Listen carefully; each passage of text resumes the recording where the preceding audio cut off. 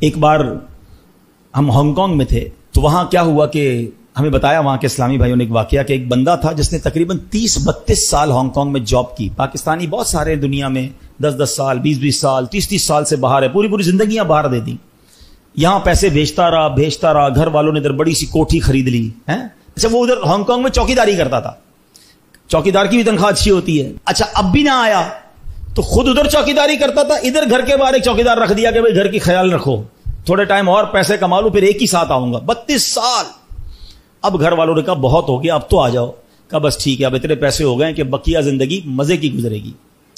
سارا سامان پیک کیا, اپنے دوستوں کی دعوت کی, فیئر ویل پارٹی, آج آخری دن سب مل کے کھائیں گے پیئیں گے موج کریں گے, کل سے میں جا رہا ہوں آل دا وے پاکستان, اب نہیں آؤں گا واپس, خدا حافظ.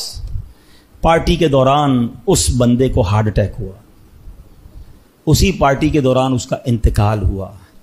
جس جہاز میں اس نے اپنا سامان بک کرایا تھا اسی جہاز میں اس کی میت پاکستان آئی.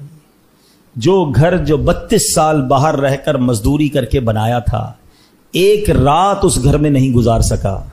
گھر میں جانے سے پہلے 2 گز کی قبر کے اندر چلا گیا. جگہ جی